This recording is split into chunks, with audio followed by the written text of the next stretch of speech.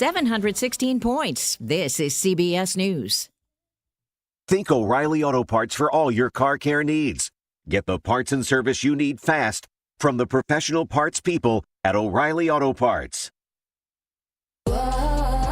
My friends swim no matter the season, but my moderate to severe plaque psoriasis can sometimes take me out of the moment. Now, thanks to Skyrizi and clear skin, count me in.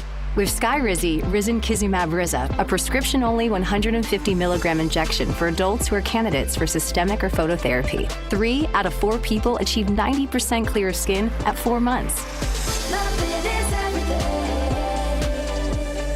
Don't use if allergic to Skyrizi. Serious allergic reactions and an increased risk of infections or a lower ability to fight them may occur. Before treatment, your doctor should check for infection and tuberculosis. Tell your doctor if you have an infection or symptoms such as fever, sweats, chills, muscle aches, or cough, or if you plan to or recently received a vaccine. Thanks to Skyrizi, there's nothing on my skin, and that means everything.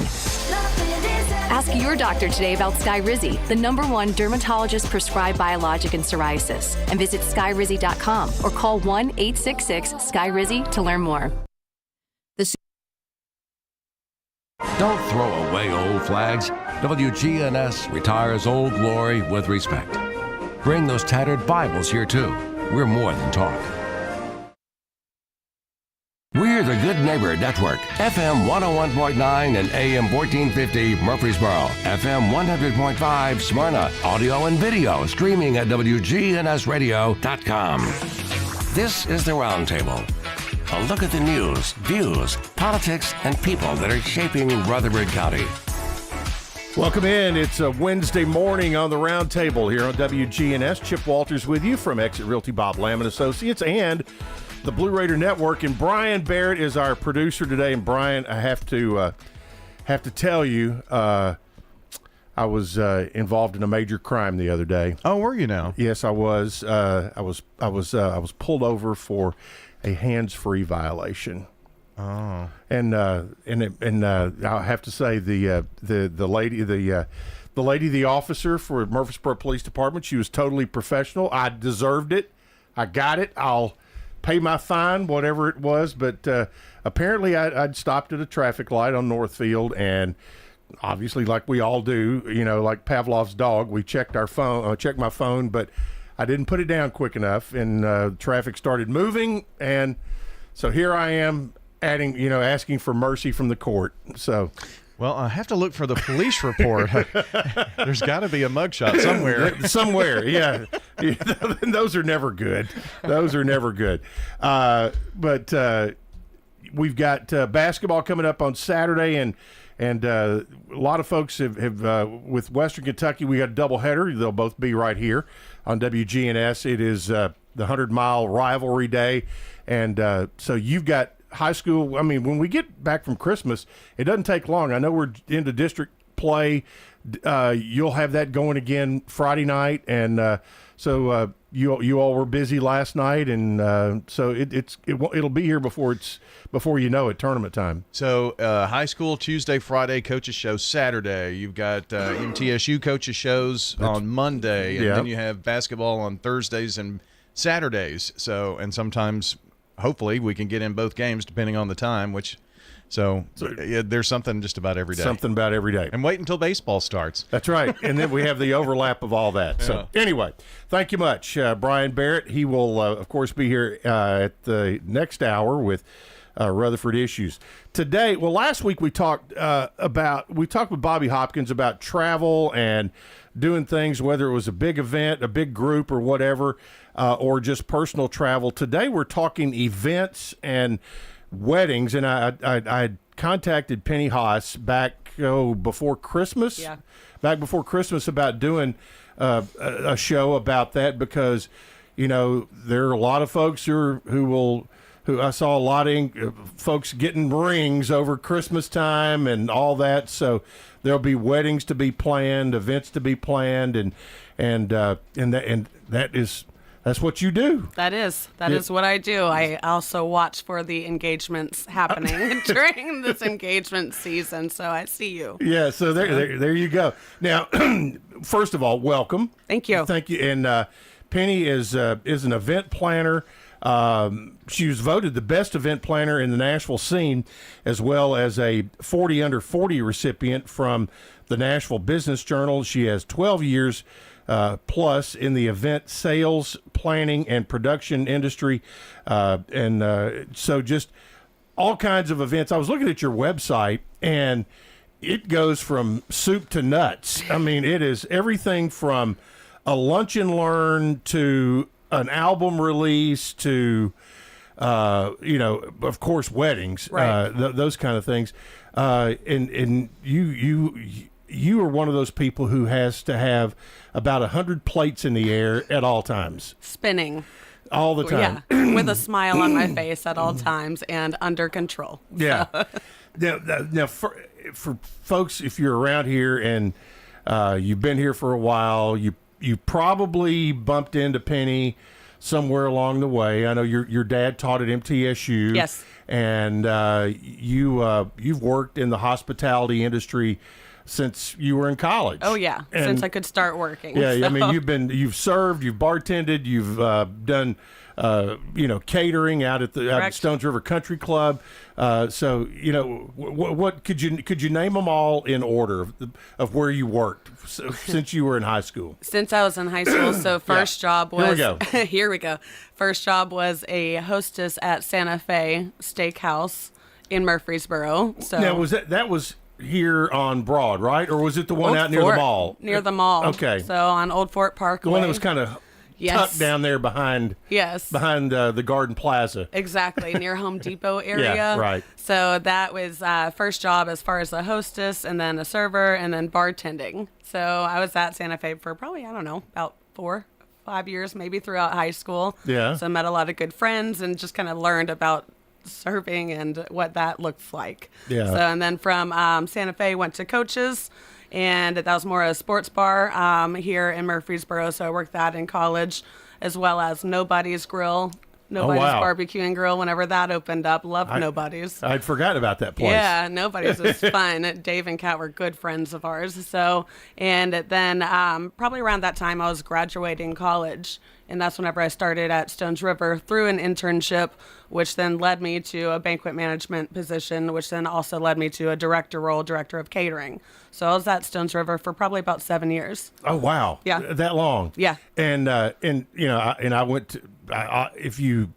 Chances are you had some sort of luncheon or dinner or holiday party that Penny managed out at Stones River Country Club. So, and I can only imagine as a young professional right out of college, there probably was not a better place if you wanted to make contacts and network and meet folks than being out working out there. Right. I was very fortunate to find that position, find the internship, and learn under Becca George. Actually, was my boss back then. So to learn under Becca, and still, she's one of my best friends right now. So I still follow in her footsteps.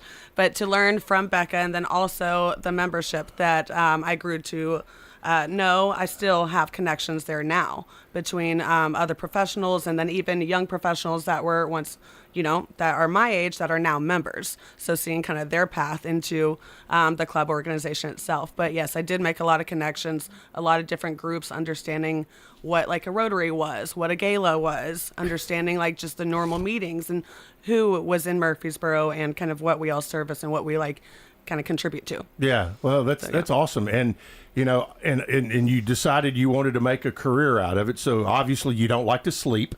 You like to eat at odd hours, all of that, because you're in a business where you're serving people great food and a great experience, and you grab whatever you can in the back of the house somewhere, whether it's a sandwich or whatever the leftovers are, that kind of stuff. Oh yeah, I think there was even like a Saturday Night Live skit about kind of eating over the trash receptacles and whatnot. So it's kind of grab whatever you can, whenever you have that option, if something's left over. So.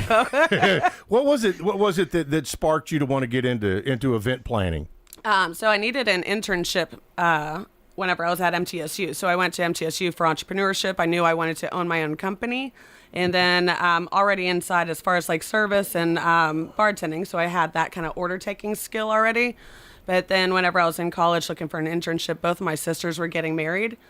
And I believe I went on, with my oldest sister, went on a trip just to kind of check out venues and talk about the catering. And, the venue that we were at was talking down to how chairs mattered.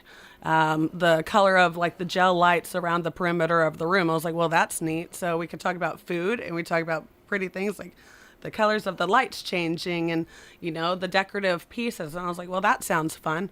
I'll try that. Yeah. And so that's where I found an internship, and it just so happened to be at Stones River Country Club, and that I had a connection through the through coaches. I think that one of our employees there connected me with the country club. Yeah. So it was just through the internship. When did you know you wanted to do it on your own? And because you said you were in the entrepreneurship, Yeah. A lot of times, that's a brave deal because there's a fine line between bravery and stupidity sometimes, but but that is brave to be able to want to go out on your own and do that, because a lot of people like the safety net of the corporate world and all of that, because if you're in the you don't have to go out and find your own insurance, and you don't have to do all that kind of stuff. But there was a spark there somewhere that you decided, I want to do this on my own. Yeah, in all honesty, it may have been right from the get-go. Really? Okay. Yeah, because once I found the internship and even started, because simultaneously I was also writing. I was in my business plan writing class for I think it was probably my junior or senior year. So I already knew I wanted to be in business, and that was since high school. I knew I wanted to own my own company, same thing. And then as I'm writing the business plan, I'm also having the internship. I'm like, well, I could write a business plan on event planning.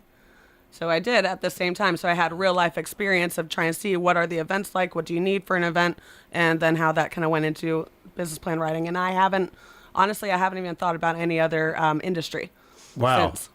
Now, when you were at Stones River, Mm-hmm. and did you go from there to starting your own company? No, I ended up getting a little more experience, of course, and then Okay. just being financially stable too. That's Well, how yeah, you're saying that bravery. That's kind of where I was going with that. Real brave. Yeah. But no, going from a private country club, smaller kind of in-house, and then going to a Hilton property. So I was at Embassy Suites here in Murfreesboro. Oh, okay. For about a year, and learned a different side of business and hospitality and larger groups.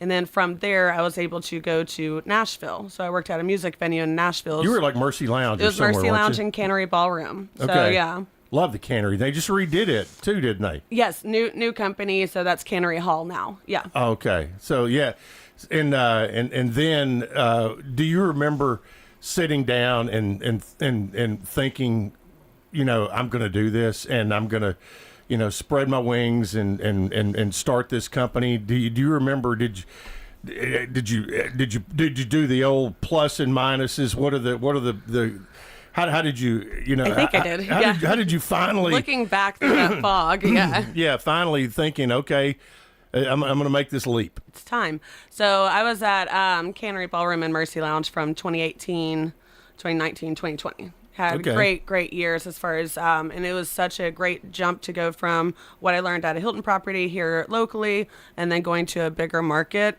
So that, one, gave me another set of experience. It also kind of gave me an idea of what was in town. And then, 2020 happened. Yeah. And so there wasn't a lot as far as on private events. I mean, I think it's no secret, like it was a struggle.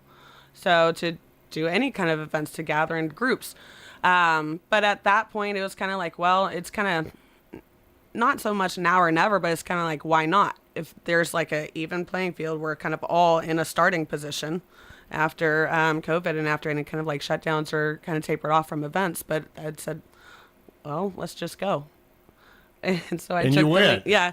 And there were a couple steps beforehand as far as setting up an LLC prior and kind of protecting my name, my business. But then also like it was a couple of baby steps, finding out like an accountant first, finding a lawyer as far as helping out with contracts. And then just the day that I made the decision to kind of work for myself. So this sounds so familiar because back in, what year was it? 2016, I guess, when I decided I was going to go into real estate. I had a really good friend of mine who became a client, but also he was my accountant. And so he and I went to lunch one day and sat down, and I said, okay, here's what I'm thinking about doing. And basically I said, I'm looking at going from being a total W-2 person to a total 1099 person. I said, what do I need to know so I don't screw myself over, and so he gave me step by step of, here are just a few things, very simple, that you need to do to kind of protect yourself. And so having that conversation, just like you did, prior to actually pulling the trigger and doing it, made life a whole lot easier moving into it. Yeah. And just a little bit like back at the venue at that point, I was actually a 1099 at the venue. Yeah. So whenever I left like a hotel world at a W-2, going to a more like commission-based role and contracted role at a different venue, it was, of course, scary at first. And the whole time I was like, what if this is the wrong move or anything like that? And I remember talking to my parents, and the conversation was, and I was like, well, what if it doesn't work out? He was like, well, wouldn't you be in the same position you are now? And just because if I wasn't necessarily like finding the right fit at the old like hotel that I was at, it wasn't really a right fit for me. Why not just try it out for a new role as far as like a contract position, a commission base?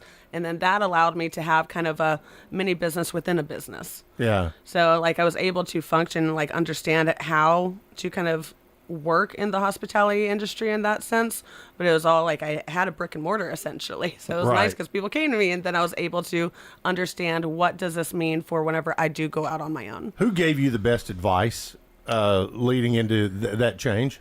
Leading into that change, of course, my parents were always like very supportive, so that was good advice, And one thing I'll even tell you is John Morris, way back at Stones River Country Club.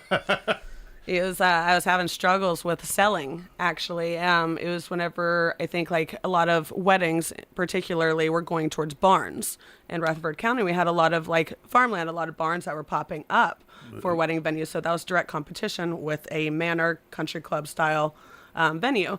And so I would get off of a phone, and I think Mr. Morris came in, and he was like, Penny, how's it going today? I was like, John Morris, they're just not, they're saying no, like they're just not buying from us, Mm-hmm.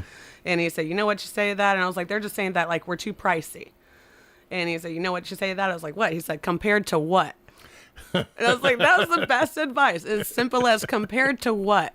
And he was right. We like at a full service venue that had catering, all the linens, the privacy and kind of like the exclusivity. And then like your silverware, everything that you needed was inside that venue is not the same. And it cannot be compared to a venue that was a building that included nothing. So it was not apples to apples. So that kind of taught me and like put things into perspective whenever somebody does compare you based upon price, compared to what? Yeah. So there you go. Yeah. And I've gotten advice from John Morris myself. So and there are a lot of people in this town that have. Do you remember when you went out on your own, what was your first booking? My first booking out on my own was a wedding that was previously booked it was booked at Cannery Ballroom whenever I was working there. And then COVID happened, so everybody was kind of on pause. That was my first couple to call me back. So they were like, hey, we already trusted you. We went through so much whenever you're at the venue. We want somebody to really tie up our loose ends. Right. So they were my first, and I had a lot of just the relationships that I've been able to make through different venues, through different work, through different projects. Those relationships, help a lot of people to come back. So, or to at least remember me or to refer me. So that was the first one. Well, and the best thing that you can get in your business is a good experience that somebody has. Yeah, please, referrals, tell everybody. Tell me. That's what my business is based on as well too. It's all about serving those customers and clients and making them have a great experience. But after I think it was really unique that you said that COVID put everybody back at an even playing field, and that was unique thinking, but turned out it worked out to be really good. Yeah. And not that, I mean, it was a hard time for any of us to kind of be there, but then to also think it's like if there's any entry point, it's kind of like, again, not that it was now or never. It's like this is the better opportunity, I suppose. So. Yeah. Now, when you, everybody, I think in a way our businesses are somewhat similar in that people who want to try to put on their own event or like people who want to try to sell their own house that they don't really have sometimes the expertise they may think they do to do all of that, but there's so many details that you just handle every day that that they may not even see coming down the road. Right. And there's even times that I'm a little almost like not so ignorant to that, but you almost like you're jaded or you take it for granted kind of thing. Right, because it's what you do. Yeah. And it's like the back of my hand. So whereas, but what I had to realize in my own business ownership was, so I used to be at venues, at buildings that people came to us, I was selling that they already knew what it looked like from pictures. They had something like almost tangible, like visible that you can walk them around a space. I could close like any kind of sale, get a booking then. Now you have to quickly. sell them on the idea. Oh my gosh. Yeah. And so whereas like, and now also as a planner, just like you mentioned as far as a house, you can sell your house on your own. Do you want to, though? You can do your event. Do you want to or should you? That's, I guess, up to everybody's like choice. Right. And then, but my job is to tell you why it's better to have me help you and plan it for you. Exactly. So it's like selling that service or talking about that service of where it would benefit you in so many, and like I even have a tagline on the business is "Let me plan so you could get back to the party." Yeah, and that's what I mean. Yeah, but let me go ahead and take care of these logistics. Let me go ahead and take care of these details while you get back to your event. Shake hands with your sponsors or enjoy family time. Yeah, exactly. Penny Haas is our guest today. The Nashville Scene says she is the best event planner in the Nashville area. And if you've got questions, you can text them to us at 615-893-1450. We'll continue along with Penny right after this. You're listening to the Roundtable on WGNS.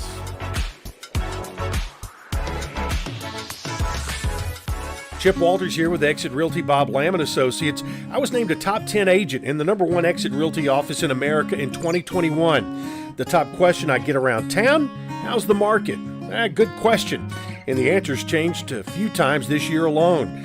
I'd like to know what you've heard and share some solid data we have. Give me a call and let's have a cup of coffee and take a look at what's happening in your neighborhood. All my contact info is right on my website, choosechip.net. I'm Chip Walters with Exit Realty Bob Lamb & Associates. First Shot, growing in Christ with life and athletic skills. So we teach God's Word at everything we do to implant it in them so that they understand that the only way to get through the world is with God on their side. First Shot founder and executive director Andy Herzer. Our focus is on our inner city here at Patterson Park. From academics to athletics, First Shot's focus is toward building a stronger, more courageous spirit to face opportunities and obstacles that our youth confront every day. To find out more about First Shot, go to firstshottn.org. Participating in Murfreesboro's special census could help bring more funding to our city, $175 per resident per year. Here's Murfreesboro Mayor Shane McFarland. Those dollars shared with us will greatly benefit our community, build roads, maintain parks, improve public safety, and much more. It's fast and easy. Complete the form online at murfreesborocensus.com. Count me in. Okay, count me in. And count me in too. Let's make sure every resident counts. Visit murfreesborocensus.com. Do you love to read? Love to read. Tell us about the library at Adams Place. We have an amazing library. It's like a library at a big estate. There are just so many books. You just come, pick out one you want, take it home, read it, take it back. It's just great. Hi, this is Terry Deal at Adams Place. Call me for more information about Adams Place. Phone 615-904-9111. Adams Place on Memorial, across from Walmart. This is Good Neighbor Events with Bart Walker. Brought to you by the law offices of John Day and AmeriCare Pest Control. I've got pests, bees, buzzing rodents running all through my house. Ants chewing wood, and look, there's a mouse. I'm overrun with pests. pests. But you're gonna be sure, safe and secure. It's the last rites for those pests. Call the best of the best to get rid of your pests. 893-7111. AmeriCare Services Incorporated. Call us today. 893-7111. WGNS encourages you to shop local. Let's patronize our local family businesses.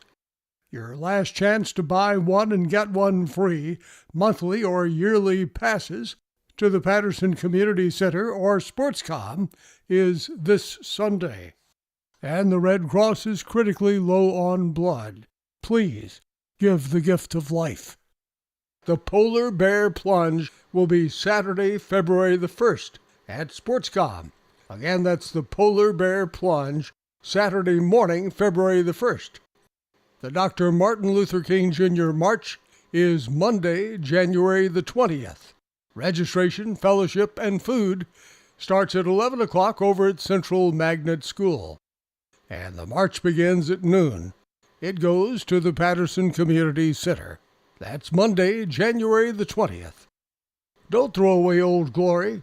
Bring your tattered American flag to WGNS and let the girls from BSA Troop 2019 at Trinity United Methodist Church retire it with dignity. Plus, we also recycle Bibles. Those are WGNS Good Neighbor events. Rutherford weather. High temperatures climbing up into the upper 30s for this afternoon with sunny to partly cloudy skies. Then for tonight, clear and calm, a low of 25. I'm meteorologist Michael Caron, News Radio WGNS. Right now, it's 25. Broadcasting from the Middle Tennessee Electric Studios, MTE Sharing Change has now donated more than $11 million to local nonprofits assisting worthy causes in our community. MTE, serving to make life better since 1936. This is the Roundtable from News Radio WGNS on FM 101.9 and AM 1450 Murfreesboro, FM 100.5 Smyrna. Listen and watch at wgnsradio.com. Welcome into the Roundtable here on WGNS on this Wednesday. Penny Haas, an event planner, is our guest today, and we're talking about events and whether it's weddings or other big events. What are your favorite? Is it something? I would guess, knowing you a little bit, that something that is not cookie cutter, something that is creative, something that is an event that has some twists and turns to it. I do like a lot of flair. Yeah. So I'm still waiting for an event that allows me to have like pyrotechnics, but we'll see. But I do like anything. I talk about a lot of wow factors whenever creating an event, just anything that has that glitz, that glam. So that's my style if I were to look at. And so you're right, not necessarily cookie cutter, but I like them all. I like weddings. I like luncheons, awards programs. So because I get to be inside and learn everything about why you're having the event. Yeah, so. By the way, her website is pennyhaas.com, and it's Haas. Correct. Penny, Haas, pennyhaas.com. You break it down into 6 categories: corporate events, weddings, experiences, private events, venue solutions, and event services. And event services, a lot of that is just, okay, you're having an event, but we need some help. And that's whether it's, staffing, whatever it might be. But from weddings, what is going into 2025? What are the hot trends in weddings as far as whether it's venue, theme, food? What are you hearing? What are you seeing? Right, seeing a lot of it happening online right now. So if you're on any of the wedding kind of centric sites, Yellowstone themed weddings, that can be one. A lot of themed events. Definitely going back to like the whole point of being uniquely you. So finding out what your wedding is as a couple, you can hold to traditions, think about it with family, like how big those traditions are to you, and you can create your wedding. You can really plan that around traditions, but also with your creative style. But other than that, there's different aesthetics, like curvy ceremony aisles are big right now, curvy tables. So instead of a square table, a serpentine is what they're called. And so that But design, they look curvy. They look curvy. They look like a little little zigzag throughout the room.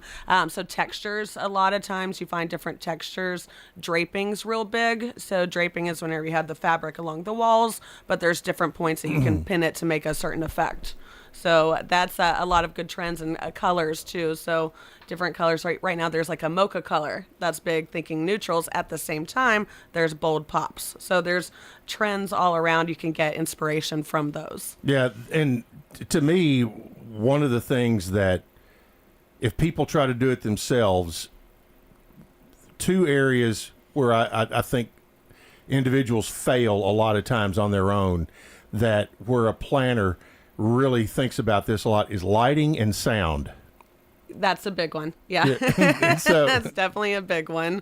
So I do suggest, finding, a company that could help as far as that lighting, that sound, and especially whenever I've had couples that tend to go want a Spotify playlist instead.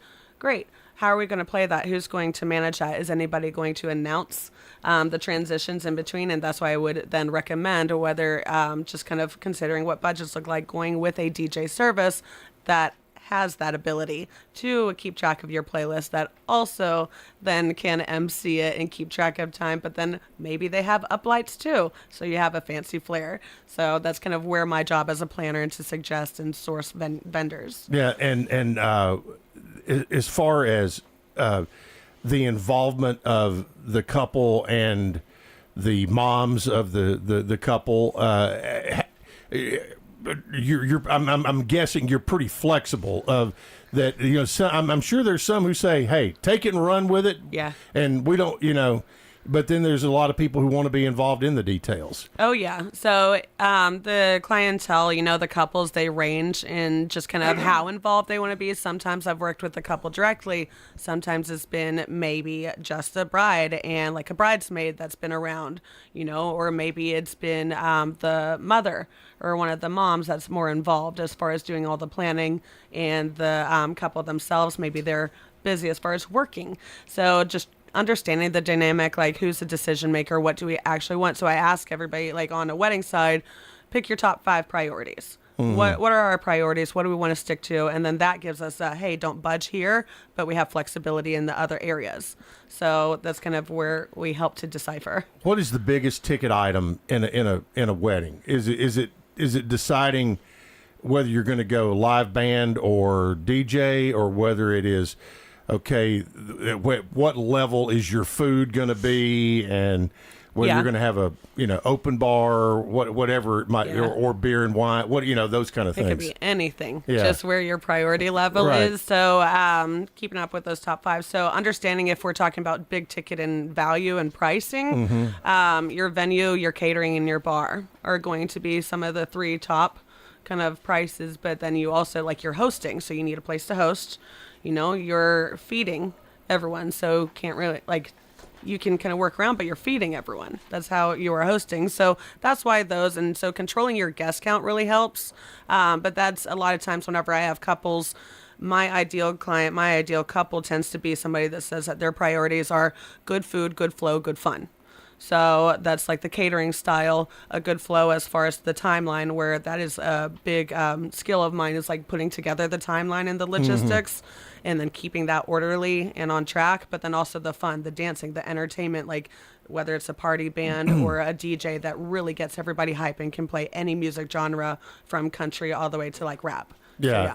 So I mean, in you, for weddings, you can do, whether it's, you mentioned the barns, the event venues that are, there's several here in town. I'm not even going to start naming them, but there's several here in town. Or, whether it's that, or whether you're at the Bridge building right there by Nissan Stadium. I mean, you've got all of these things at your disposal. Now, when somebody is looking to have let's say I want to get married in Nashville, I want to have a wedding in downtown Nashville, do you start looking at, okay, what's going on at Bridgestone Arena, what's going on at Nissan Stadium, to try to try to stay away? You don't want to have try to get something at the Bridge building in the middle of CMA Fest, right?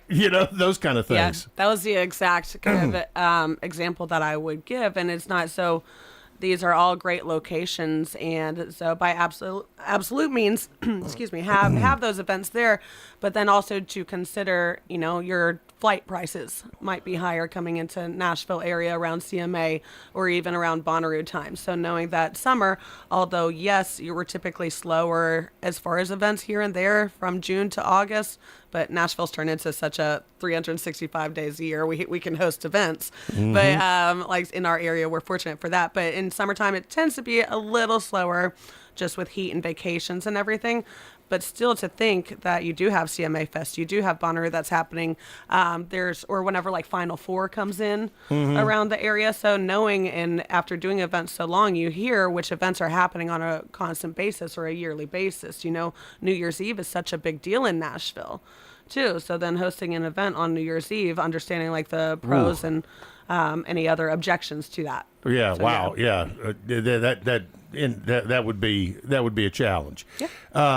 Now, I saw a check. I found a checklist here the other day, knowing you were going to come on, and it said questions, to ask your event planner. And one of them was, describe your approach as you negotiate with third parties, like vendors and sponsors, and in this case, caterers and bands and all that.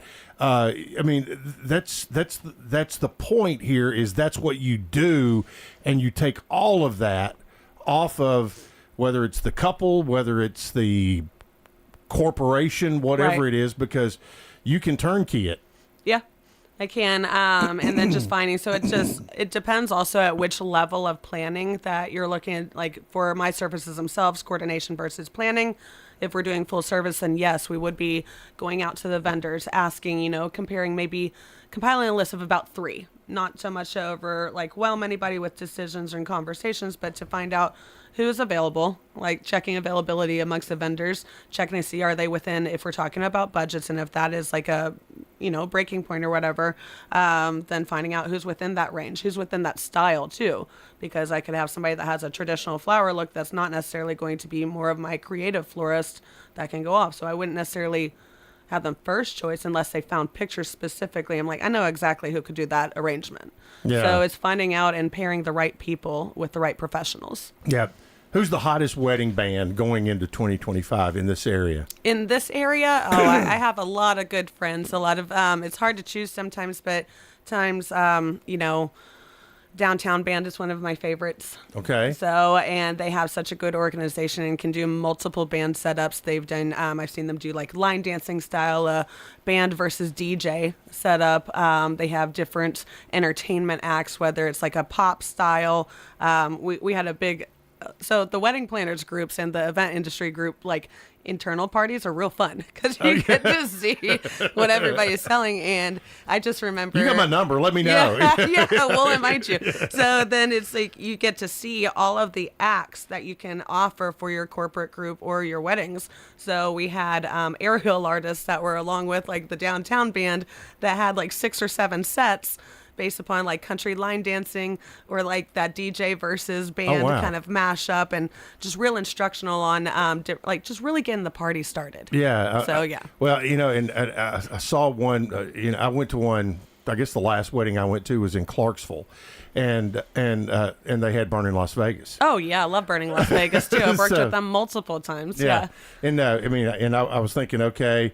Because I think about back when I was in school. Surely Jimmy Church is still out there, and Super T. Super T. Yeah, Super but T see, still back in the day, he was Tyrone Smith and Telstar. Okay. Now he's Super T, and then he did what, Jenna Bush's wedding, I think, and so there's all of that. What about trends in food? Are we seeing? Is it healthier trends, or is it a lot of it based on time of day? When if it's an evening wedding, obviously probably a little more substantial as opposed to something that's mid-afternoon. Right, definitely more substantial. There's kind of I guess you can even look through different traditions and like etiquette also. I think if your wedding is after that 5:30, your guests are expecting a dinner. So that's a full meal. Now, versus if you're having it at like 2 p.m. in the afternoon, that's more of an afternoon kind of option. You know, I've had weddings that have done a brunch as well. So that would just call for, you know, on a brunch, you're not as heavy as a meal as like a dinner, but you're still going to have options. You know, again, you're still hosting. It's about the hosting kind of option. And so then your meal can tailor to that. But any kind of trends, a big trend would be some late night snacks. And those are always my favorite because I'm like, I'm not done. I'm not done. And then plus, once everybody leaves, you all have the leftovers. And that's when the good stuff comes out, like the little sliders and the chicken tenders. I'm like, that's right up my alley. Yeah, okay, bottom line. Somebody, let's say, give me, because you talked about you work in threes, you know, good, better, best. Mm-hmm. Let's say I've got 200 people. I want to come to a wedding. Let's go simple, medium level, or one with a full dinner. Kind of give me ballpark. What? Because I know there's some moms out there who have daughters that are in the marrying age. What kind of budgets are we looking at these days? It could. I know it's a wide range. I was going to say, I was like, that's a tough kind of question, only because there are so many factors, right? And then not to like just spitball out a number that would be almost like disrespectful to any of my industry friends too. Perfect. No, I understand that. Yeah. It's like, but like on average, you know, you can get to like a Wedding Wire or not, whenever they have the average wedding for the U.S. I mean, you're talking about the U.S. And that's probably, I can't really be quoted on that because I haven't seen the numbers much, but it's going to be in like your 60s, 70s. Maybe thousands, but that's like for the U.S. We're not talking Nashville. Nashville has a different market. Yeah. We do have and Murfreesboro is even different from Nashville. Very much so.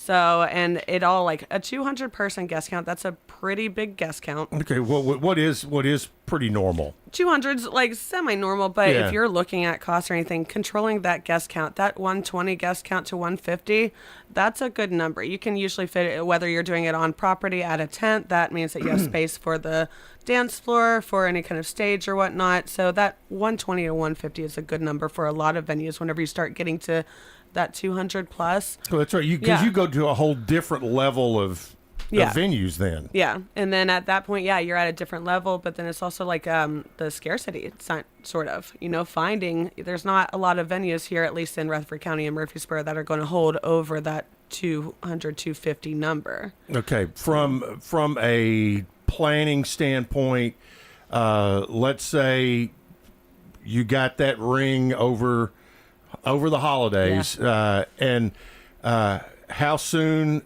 What is a timeline?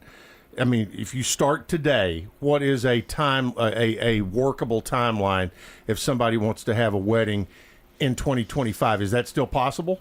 It is, finding the availability, and just setting yourself up for the right expectations. You know, you have timelines to get like your invites out and whatnot. So maybe the Saturdays, so like your fall time, it's going to be booked right now. Fall's a big time in weddings.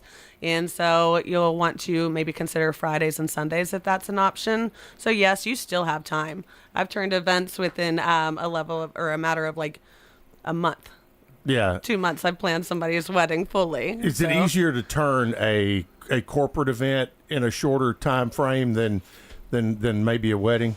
It can be, just depending. Only for weddings tend to have those traditional pieces like the invites. Are we sending it out and getting an RSVP back? Because then you're wanting to know, like USPS, how long is that going to take? So understanding all of that. So corporate, sometimes they can they have a decision, they have a budget, and they say go. Yeah. Whereas weddings, it tends to be a little emotional, and you have a little more care going into it, and just making sure that you're covering all your bases. Do you plan bachelorette parties? I have not yet. So I've done more of showers lately, maybe like brunches. I have not done a bachelorette party, and we have great companies in like around our area that really focus on those. Yeah, well, good deal. We're going to take a break. We've got one more segment to go with Penny Haas. Her website is pennyhaas.com, and it's spelled HAAS. pennyhaas.com. She is an event planner, and she's got all the answers. So we'll get a few more of those in our final segment with Penny here in the next few minutes, right here on WGNS.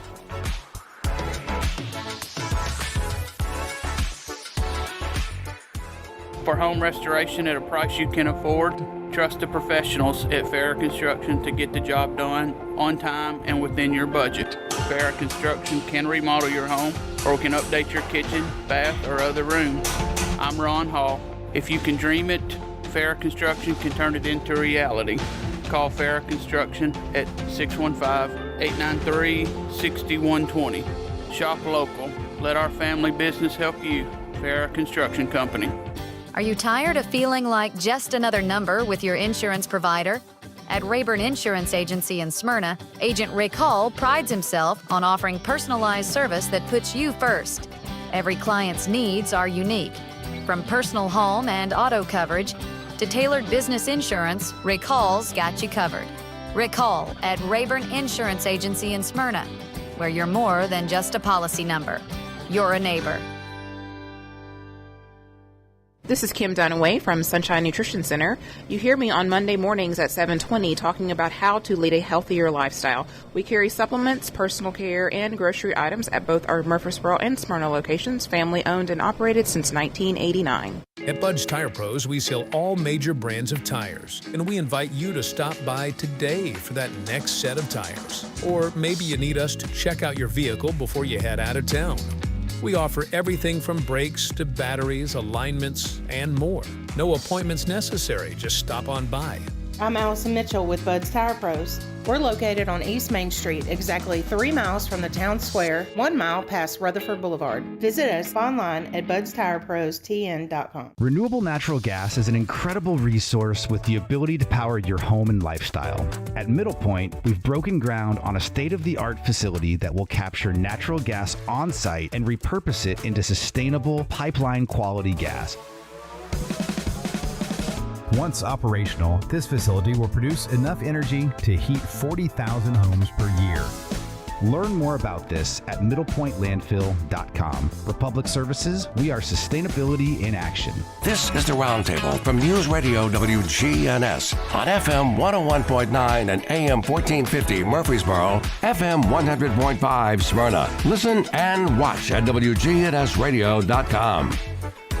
All right. Penny Haas is our guest. We're talking event planning, wedding planning. We've been talking weddings here for a while, so we're gonna turn the page a little bit on that and go over to some corporate and private events. What outside of weddings, what has been the most fun event for you to work on? Because you said you like to bring the flair. What is the highest level of flair so far that you have so far? Because we're talking, she's already put it out there. She wants some pyrotechnics. Oh yeah. And so I've had a conference, and that was neat as far as the different elements of doing the conference. You know, you're talking video projections, and like I geek out for that because it takes a lot to set it up. So it's the productions. You know, we had speakers. So a lot going on all at the same time. So that's something it's a big puzzle. I get to oversee that big puzzle. So I like that. Also doing whenever Wine Around the Square was a big function. That was you were behind that. Yeah. Okay. So, and with that was that was just a different kind of event. It was a community event, and it just a lot of good players involved in that, as far as the vendors, sponsors as well, and just understanding how that works out. But that was a pretty big production in itself. Yeah. And it was a great turnout. Yeah. In this area, in the Nashville area, I would imagine, there's so much stuff that goes on with the music industry, and I'm just thinking about around CMA week, or whether it's the awards week, because we're in award season now. Oh yeah. And you have the big award show, but then there's also all these events that are going on around.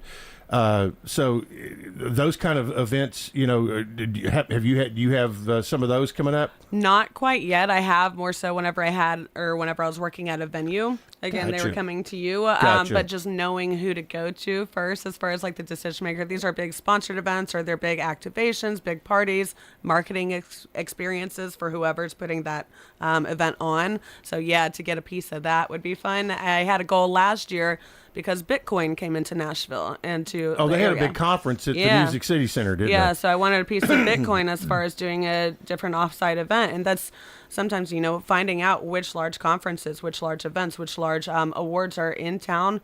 But, you have to work like 365 days in advance just to be on like the top of anybody's like brain as far as, hey, who can really help us produce this event or who can help us like manage and plan this out.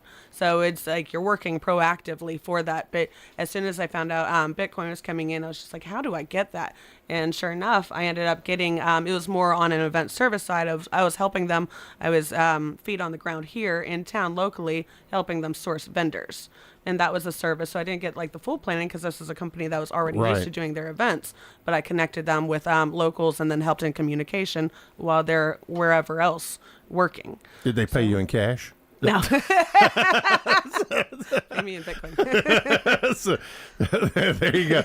Now, and when you talk about activations, the general public may not know exactly what you mean, but a lot of that is like if you, where I see it a lot of times is at sporting events, things like that with sponsor activations, things like that. So kind of give folks an idea of things you have done and can do when it comes to activating, whether it's a brand or, and I think, nobody does it really better than racing does. And there's so much that goes on around a race weekend, whether it's the Indy cars or whether it's NASCAR coming in.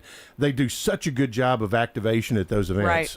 So the activations could be just a way, it's a marketing tool also to get, anybody like attendees or even like the general public to come into your event. You're wanting to show there's some volume, but then there's also some exclusivity. You want to see real life people having great times and then understanding it could be for a product base or it could just be for actual just fun. You could get actual data from like on a company side, get data from somebody maybe using your new tool at an activation, like, hey, we have this new drink, try this out, and then you could get data and feedback on a company side. But on like the attendee and the guest side, you may have gone to these activations, these events, understanding like that swag that you're getting, the t-shirts, those hats, the koozies or whichever that's holding your soda.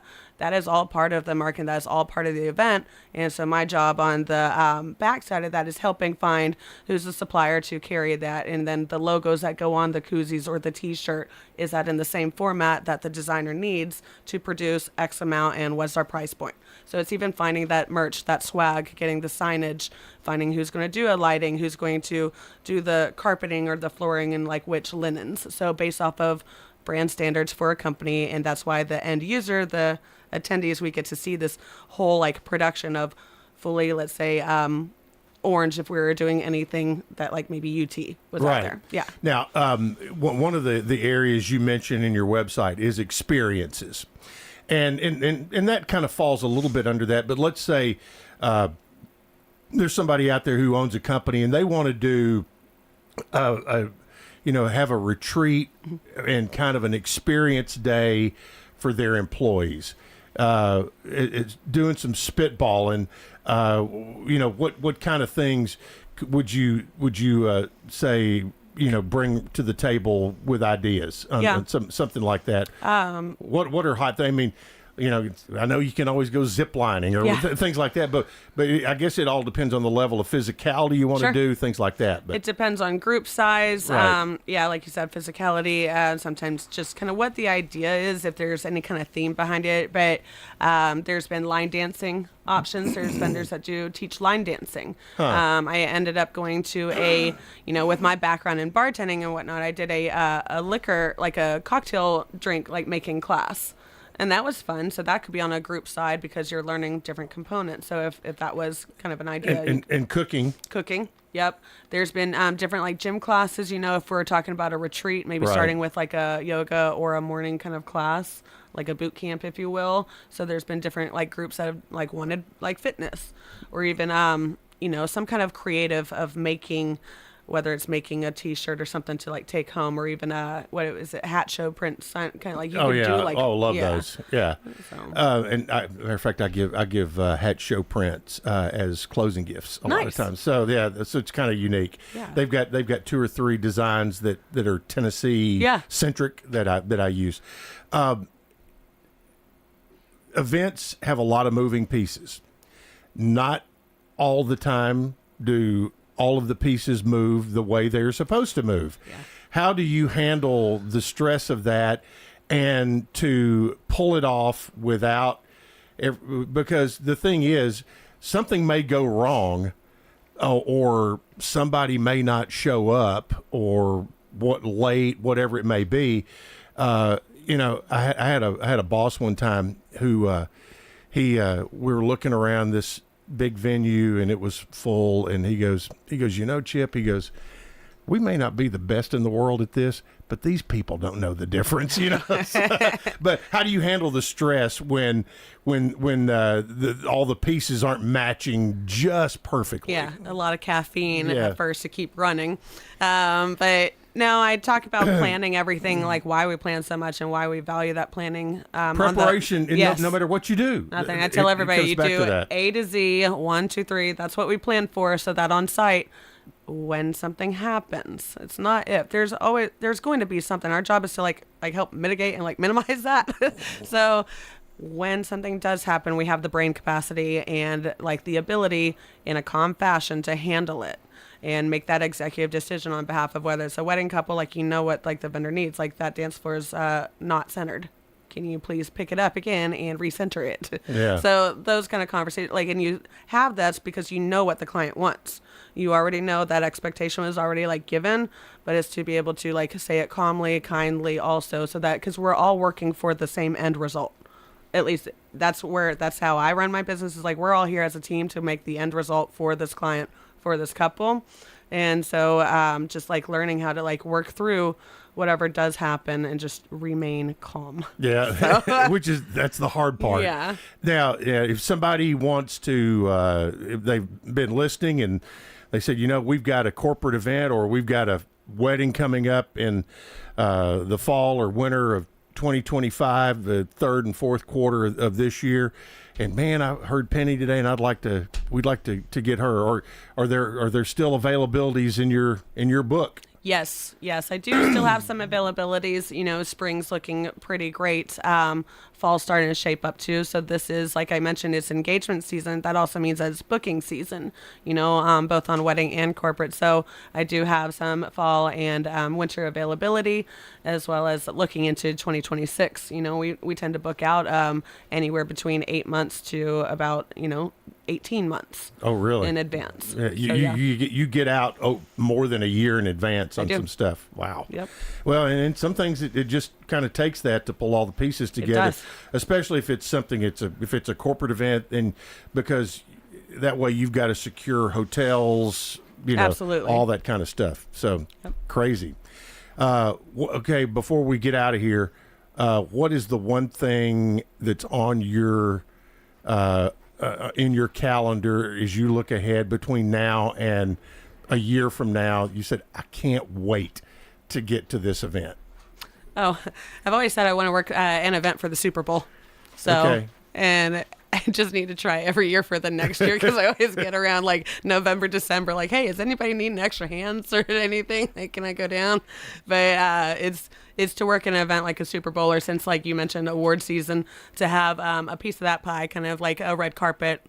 Good deal. Big award show. Okay, if people want to get in touch with you, how do they need to do it? What's the best way to do it? Website is great, pennyhaas.com. Email as simple as my name, penny@pennyhaas.com as well. That's the best way. Phone is always on too, and that's just an easy Googling my company, Googling the name, and it's all there. Yep, and it's pennyhaas.com, pennyhaas.com.